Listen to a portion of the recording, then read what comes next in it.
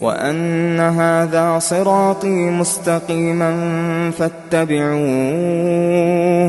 فاتبعوه ولا تتبعوا السبل فتفرق بكم عن سبيله ذلكم وصاكم به لعلكم تتقون.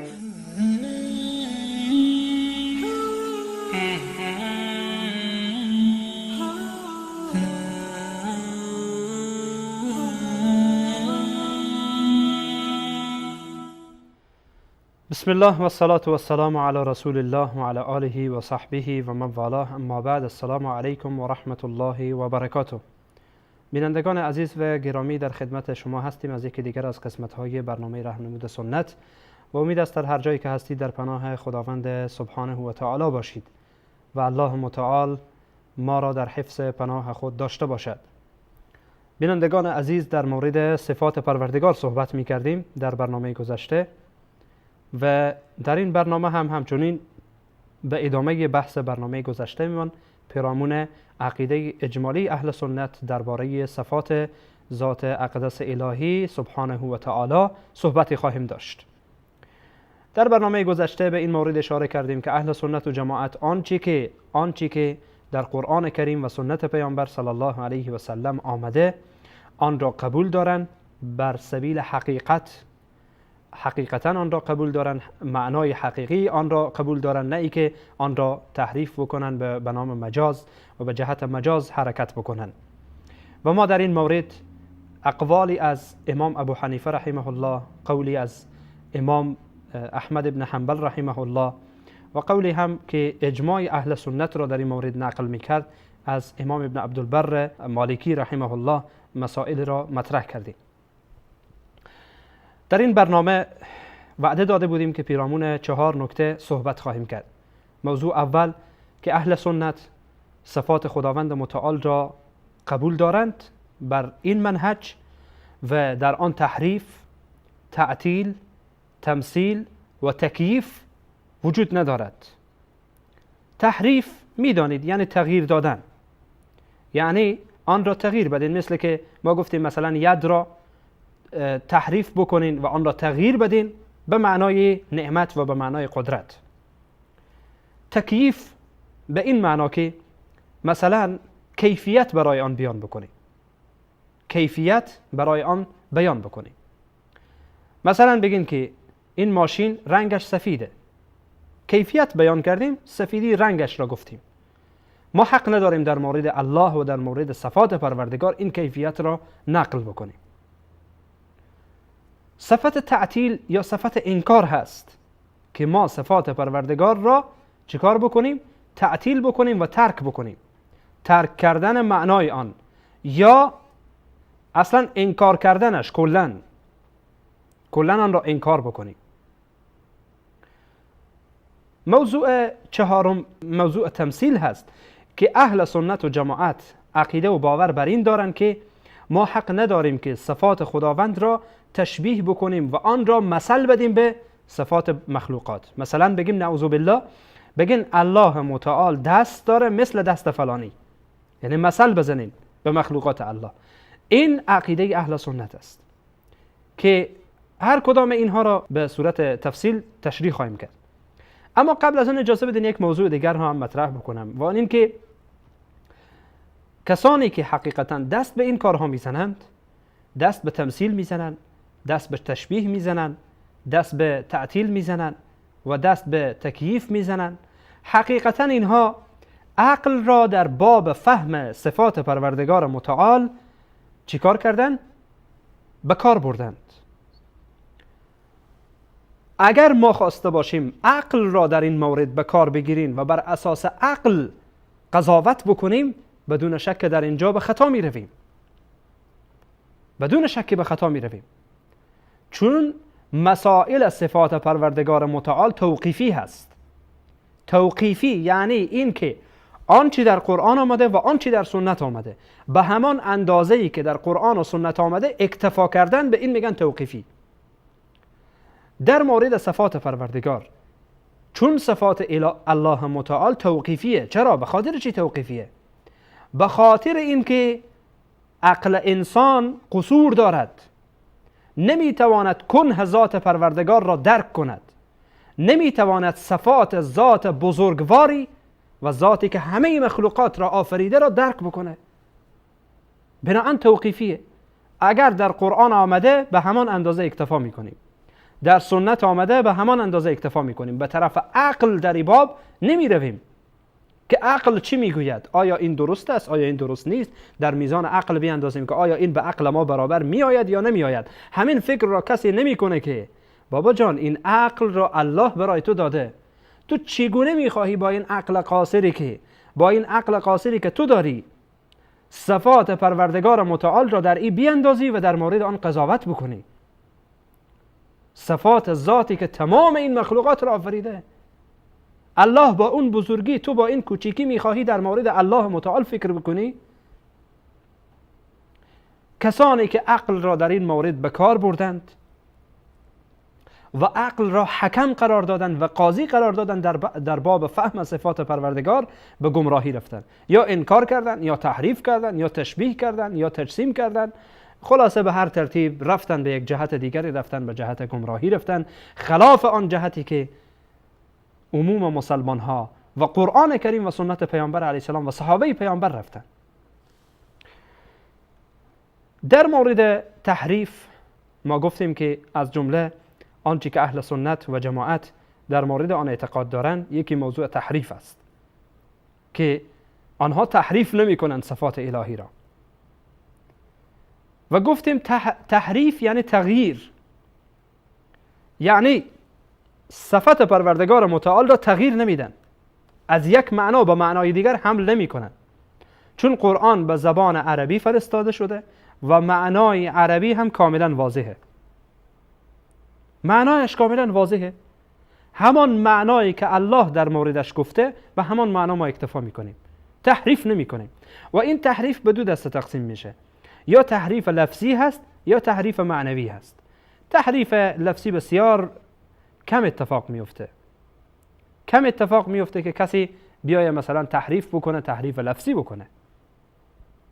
اما تحریف معنوی فراوان است و ما ان شاء الله در مورد برخی از صفات که صحبت خواهیم کرد خواهیم گفت که اینجا تحریف کردن. و کسانی که دست به تحریف میزنند خودشان را اهل تأویل میگویند. اهل تأویل میگویند. و تأویل معانی مختلفی دارد. میتواند معنای تفسیر باشد، میتواند معنای عاقبت شی باشد. عاقبت یک چیز را هم تأویل میگن. میتونه به معنای این باشه که ما چیکار بکنیم؟ از معنایی که موافق به شرطی که باشه، مثلا یک کلمه دارای چند معنا هست، ما یک معنا را بگیریم، یک معنا را از آن بگیریم و آن را تأویل بکنیم. به این میگن تأویل. چون تأویل میتونه مذموم باشه در این باب، چون تأویل میتونه مذموم باشه، میتونه محمود باشه، یعنی میتونه تأویل خوب باشه، میتونه تأویل بد باشه. اینها تلاش کردند تحریف خودشان را در لباس تأویل زینت دادن تا مردم را فریب بدن. و الا این که همان تحریفه. تحریف خوب و بد، یعنی خوب و بد نداره، همش بده. ولی تأویل خوب و بد داره. میشه که در باب به هر حال حتی آیات قرآن کریم بعضی از جاهاش تأویل بشه، یعنی آن معنایی که آن حقیقت لفظی که معنایش حقیقت لفظی که هست مراد او نباشه، بلکه مراد چیز دیگری باشه. ولی تحریف نمیشه، امکان نداره. تحریف یعنی تغییر دادن، کلاً آن را از بیخ و بن تغییر دادن. اینها تلاش میکنن که تحریف خودشان را که مذموم و زشت است در لباس تأویل برای مردم توجیه بکنن و بگن که ما اهل تأویل هستیم، ولی این دروغه.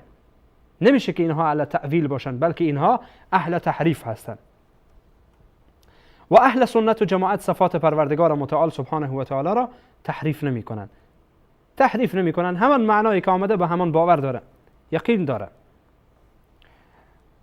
صفت موضوع دیگر موضوع تعطیل است. اهل سنت و جماعت تعطیل نمی کنند صفات الهی را، و این تعطیل صفات پروردگار سبحانه و تعالی خود تعطیل به معنای ترک، خود تعطیل به معنای این است که ما شیئی را انکار بکنیم، ترک بکنیم، اصلا به آن معتقد نباشیم. و در اصطلاح به این تعطیل چی میگن؟ انکار آنچه که الله متعال از اسما و صفات برای خودش در قرآن و در سنت قائل شده آن را انکار کردن. به این میگن تعطیل. و این تعطیل دو قسم است، یکی تعطیل کلی هست، یکی تعطیل جزئی هست. تعطیل کلی به این معناست که کلاً صفات پروردگار را رد کردن، مثل جهمی ها کلاً صفات پروردگار را رد کردن و انکار کردن که اصلاً الله صفاتی ندارد. و یا تعطیل جزئی که جزئی از صفات را قبول کردن و جزء زیادی را و قسمت زیادی از صفات پروردگار را انکار کردن. به این میگن تعطیل جزئی و انکار جزئی. فرقی در میان تحریف و تعطیل هست که اینه که تحریف در اصل دلیل اتفاق میفته، اما تعطیل در معنای اون دلیل هست، نه که در اصل دلیل، در معنای دلیل و در فهم دلیل هست. آنچه که اهل سنت و جماعت باز هم در مورد صفات پروردگار متعال عقیده دارند به صورت اجمال این است که صفات پروردگار را کیفیت نمیدن. این موضوع سوم است. صفات پروردگار را کیفیت نمیدن، نمیگن که صفات پروردگار متعال مثلا دست به این کیفیت، پا مثلا به این کیفیت، چشم به این کیفیت، چهره به این کیفیت. و آنچه که در مورد صفات پروردگار سبحانه و تعالی آمده آن را چیکار نمیکنن؟ تکییف نمیکنن. تکییف یعنی چگونگی آن را بیان نمیکنن، نمیگن که چگونه. البته یک نکته را در اینجا بیان بکنم، و آن این که وقتی ما میگیم بدون تکییف یا بدون این که ما آن را کیفیت بدیم، به این معنی نیست که این اصلا کیفیت نداره. نمیگیم وقتی دست میگیم بدون کیف یا بلا کیف میگین، به این معنی نیست که دست پروردگار اصلا کیفیت نداره. کیفیت داره، در نزد خودش هست، ما نمیدانیم. در نزد ما و در علم ما کیفیت نداره، چون گفتم که ما نمیتوانیم در این مورد کیفیت بدیم به صفات پروردگار متعال از عقل خود و از جیب خود و از کیسه خود و از پیش خود. در نزد الله متعال خودش بهتر میدانه به ذات خودش، ما نمیدانیم. پس وقتی که ما میگوییم که بدون تکییف یا بدون کیفیت، به این معنا که در نزد ما علمش پوشیده هست، ما نمیدانیم. و الله متعال سبحانه و تعالی میفرماید ولا تقف ما لیس لک به علم، به دنبال آنچه که در موردش علم نداری نرو. ما علم نداریم، قرآن نگفته برای ما، در سنت پیامبر کیفیت صفات پروردگار ذکر نشده، ما نمیفهمیم چگونه است. الله میگه ولا تقف ما لیس لک به علم ان السمع والبصر والفؤاد كل اولئک کان عنه مسئولا. از گوشت، از چشمت، از قلبت و دلت و آنچه که در مورد آن فکر میکنی، از همه چیز، از قلب و دلت الله متعال سبحانه و تعالی آگاهه و میدانه و در روز قیامت اولئک کان عنه مسئولا، از آن مورد سوال قرار میگیری. سوره اسراء آیه 36. یا الله متعال سبحانه و تعالی در جای دیگه میگه که قل انما حرم ربی الفواحش ما ظهر منها و ما بطن والاثم والبغي بغیر الحق وان تشركوا بالله ما لم ينزل به سلطانا وان تقولوا على الله ما لا تعلمون. الله حرام کرده که تو چیزی بگویی بر الله که نمیدانی. و ان تقولوا على الله ما لا تعلمون. الله حرام کرده که شما چیزی بر الله بگویید که در موردش آگاهی ندارید، نمیدانید، نمیفهمید. ما در مورد صفات الهی کیفیتش رو نمیدانیم، پس ساکت میمانیم. برای اینکه با عقلمان برابر نمیایه به این کاری نداریم ما. الله همین مقدار گفته، به همین مقدار ما بسنده میکنیم، به همین مقدار کفایت میکنیم و این راه حق است. و کسی که برای صفات الله متعال کیفیت میده، از اون میپرسیم که از کجا این دلیل را آوردی؟ مگر الله نمیگه ولا تقف ما لیس لک به علم؟ مگر الله نمیگه و ان تقولوا علی الله ما لا تعلمون؟ پس تو این صفت را، این کیفیت این صفت را از کجا آوردی؟ از کجا آوردی که این گونه میگویی؟ این دلیل نقلی بود. دلیل عقلی، ما هر چیزی که خواسته باشیم کیفیت آن را مطرح بکنیم، مجبوریم که در 3 چیز و بر 3 اساس کیفیت آن را بیان بکنیم. بر اساس 3 گزینه و 3 نقطه ما چیکار بکنیم؟ کیفیت یک چیز را بیان بکنیم. نکته اول و اساس اول اینه که ما آن را دیده باشیم. وقتی میخوایم کیفیت یک چیز را مطرح کنیم باید آن را دیده باشیم. مثلا میگین که فلان موبایل مثلا موبایل فلانی فلان رنگ است. خب ما دیدیم دیگه، دیدیم آن را، و الا اگر نمیدیدیم کیفیتش را نمیفهمیدیم. یا این که نظیر آن را دیده باشیم، همانند آن را دیده باشیم. اگر به عنوان مثال فلانی موتر ماشین سفیدی داره، یک کسی دیگه هم موتر سفیدی داره، کسی میای برای ما نقل میکنه میگه فلانی مثل موتر فلانی داره. ما موتر فلانی دیدیم ولی موتر دومی یا ماشین دومی رو ندیدیم.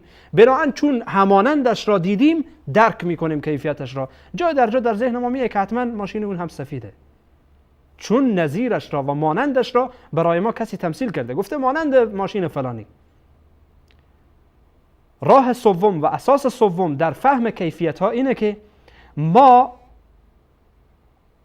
بر اساس یک خبری که صادق برای ما، خبر راستگویی برای ما خبری آورده باشه، در مورد آن قضاوت میکنیم که کیفیتش اینه. چون فلان گفته، فلان آدم صادق، فلان آدم ثقه برای ما گفته که کیفیت فلان ما ندیدیم، نظیرش رو هم ندیدیم، ولی چون فلانی برای ما خبر آورده بنابراین ما قضاوت میکنیم که کیفیت این است. ما الله را ندیدیم، امانند الله را ندیدیم، در قرآن و سنت که خبر صادق برای ما کیفیتش نیامده بنابراین ساکت میمانیم. اجازه بدین یک میان برنامه ببینیم، بعد از میان برنامه انشاءالله در بخش 4 یا موضوع 4 را که در باب صفات پروردگار متعال هست را انشاءالله به خدمت شما عرض خواهم کرد.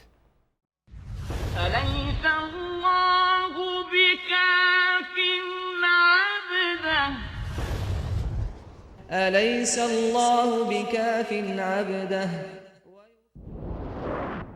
أليس الله بكاف عبده أليس الله بكاف عبده ويخوفونك بالذين من دونه ومن يضلل الله فما له من هاد. آیا الله برای بنده اش کافی و کارساز نیست و آنان تو را از غیر الله می ترسانند و هر کس که الله گمراهش کند هیچ هدایتگری ندارد. با عرض سلام مجدد به خدمت شما بینندگان عزیز و گرامی. موضوع دیگری که ارتباط میگیرد به صفات پروردگار سبحانه و تعالی، گفتیم که اهل سنت و جماعت عقیده و باور دارند که اسما و صفات خداوند متعال سبحانه و تعالی، آنچه که در قرآن ثابت شده به آن اعتقاد و باور دارند، آنچه در سنت پیامبر ثابت شده عقیده و باور دارند، عقل را در این مورد توقیف میدن، اون را استاد میکنن و آنچه که در قرآن و سنت آمده در همان مقدار با آن اکتفا میکنن، بدون اینکه با آن کیفیت بدن، بدون اینکه آن را تحریف بکنن، بدون اینکه آن را تعطیل بکنن و بدون اینکه آن را تمثیل کنن. تمثیل کردن یعنی چی؟ یعنی که یک چیز را به چیز دیگر تشبیه کردن و تمثیل نمودن، مثال دادن. مثلا میگه مثل که مثال دادیم در باب قبل وقتی صحبت میکردیم، مثال دادیم که مثلا فرد میگه ماشین فلانی مثل ماشین فلانی است یا فلانی مثل فلانی است. ولی نمیتونیم بگیم الله مثل فلانیه، الله مثل فلان مخلوقه، الله مثل فلان چیزه. نعوذ بالله. این را نمیتونیم این کار را انجام بدیم. در باب صفات پروردگار ما در این مورد متوقفیم، استاد میشیم. در این مورد آیات قرآن کریم هست که الله سبحانه و تعالی به صورت تفصیل در این مورد صحبت میکنه. بعضی آیات قرآن کریم هست که به صورت خبر برای ما مطرح میکنه و بعضی از آیات قرآن کریم هست که به صورت طلب برای ما این موضوع را مطرح میکنه. به صورت خبر این که یعنی الله متعال خودش میگه که کسی مانند من نیست، و به صورت امر و طلب الله متعال یا گفته که شما مواظب باشید کسی را به الله مثال نزنید. که این آیات را به خدمت شما عزیزان، بعضی از این آیات و برخی از این آیات را به خدمت شما تلاوت میکنم. الله سبحانه و تعالی در سوره مبارکه شورا آیت 11 میفرماید: فاطر السماوات والارض جعل لكم من انفسكم ازواجا ومن الانعام ازواجا يذرؤكم فيه ليس كمثله شيء. هیچ چیزی مانند الله نیست. لیس کمثله شیء. شیء نکره هست، یعنی هیچ چیزی، هیچ شیء همانند الله نیست. و هو السمیع البصیر. الله متعال سبحانه و تعالی شنوا و بیناست. تا بعضی یک انسان نیایه که صفات الله را انکار بکنه. الله متعال به دنبال اینکه گفت لیس کمثله شیء آمد باز صفات را برای خودش اثبات کرد. و هو السمیع البصیر، صفت سمع و صفت بصر. سوره شورا آیت 11. در جای دیگر الله متعال سبحانه و تعالی در سوره مبارکه مریم آیت 65 میگه: رب السماوات والارض وما بینهما فاعبده واصطبر لعبادته هل تعلم له سمیعا. آیا تو برای خداوند متعال مثل و مانند میدانی؟ آیا کسی همانند پروردگار هست؟ آیا کسی شبیه الله هست؟ هل تعلم له سمیعا. آیا تو میشناسی کسی که همانند الله باشه؟ نه. جوابش اینه که نه. این سوال انکاریه، یعنی جوابش اینه که قطعا نه. سوره مریم آیت 65. الله متعال در سوره مبارکه اخلاص آیت 4 همه حفظ دارین: قل هو الله احد الله الصمد لم یلد ولم یولد ولم یکن له کفوا احد. برای الله هیچ کفوی نیست. ولم یکن له، برای الله نیست کفوا احد، همانندی، همسانی، هم مثالی برای الله متعال نیست. الله همانند و هم کفو و هم سیال و همانند نداره، هم مثل نداره. اینها حقیقتا آیاتی بود که الله متعال به صورت خبری برای ما مطرح میکنه که همانند الله کسی نیست. اما آیات دیگری به صورت طلب الله متعال میفرماید که فلا تجعلوا لله اندادا. سوره مبارکه بقره آیت 22 الله میفرماید فلا تجعلوا، قرار ندهید برای الله، معتقد نباشید برای الله، اندادن، همانندهای و مثلهای، شبیههای، چی در ذات و چی در صفات. همچنان که الله متعال سبحانه و تعالی در ذات خود همانند کسی نیست، در صفات خود هم همانند کسی نیست. همچنان که مخلوقات در صفات خود متفاوتند، همانند یکی نیستند. در صفات خود انسان ها متفاوتند. در بیرون از انسان ها مخلوقات دیگر، هر مخلوق صفاتش فرق میکنه. مثلا وقتی ما میگیم سر انسان، سر مورچه، سر کو، هر کدوم اینا با هم فرق میکنه. حالا سر و کو با سر ما یکیه، اونجا هم میگن سر و کو، رأس الجبل میگن، برای ما هم میگن رأس. این سر ما با سر اون یکیه؟ کلا فرق میکنه، اصلا اون چیزیه، سر انسان چیز دیگری. آیا سر مورچه با سر انسان یکیه؟ ابداً، کلا فرق میکنه این دو با هم. همچنان که ذات الله متعال با مخلوقاتش متفاوت هست، صفات الله متعال هم متفاوت است. صفات الله متعال هم فرق میکند. به همین جهت الله میگه فلا تجعلوا لله اندادا، در ذات و صفات الله کسی را با الله شریک قرار ندید. فلا تضربوا، این در سوره مبارکه نحل آیت 74 الله میگه فلا تضربوا لله الامثال، برای الله مثال نزنید. نگید که فلان شی مثل الله هست، فلان چیز مثل الله هست، نعوذ بالله. ان الله یعلم و انتم لا تعلمون، الله میداند و شما نمیدانید. پس بنابراین بینندگان عزیز و گرامی، اهل سنت و جماعت صفات پروردگار را قبول دارن، صفاتی که در قرآن و سنت آمده و ثابت شده قبول دارن، بدون تحریف، بدون تعطیل، بدون تشبیه و بدون تمثیل و بدون کیفیت دادن به صفات ذات اقدس الهی، و معتقد بر اینند که صفات پروردگار توقیفی هست و عقل نمیتواند در مورد آن قضاوت بکند که صفات پروردگار چگونه باشه، که یا باعث بر این بشه که انکار بکنه، یا باعث بر این باشه که تحریف بکنه، یا باعث بر این بشه که کیفیت بده، یا باعث بر این بشه که صفات الله متعال را تمثیل نعوذ بالله به مخلوقاتش بکنه. این بود بحث کلی و اجمالی در مورد عقیده اهل سنت و جماعت. ان شاء الله در برنامه‌های آینده خواهیم کوشید که بعضی از صفاتی که حقیقتا امروز مورد انکار قرار گرفته یا آنها تحریف شده و در فکر برخی از مسلمان ها متاسفانه جای گرفته، اینها را ان شاء الله از نظر قرآن و سنت صحیح پیامبر صلی الله علیه و سلم و اقوال ائمه اهل سنت مورد بررسی قرار بدیم تا ای که ان شاء الله حقایق برای همه آشکار بشه و واضح بشه. تا برنامه بعد همه شما را به الله پاک بی همتا میسپارم. الله سبحانه و تعالی یار و مددگار همه ما شما باشد و السلام علیکم و رحمت الله و برکاته.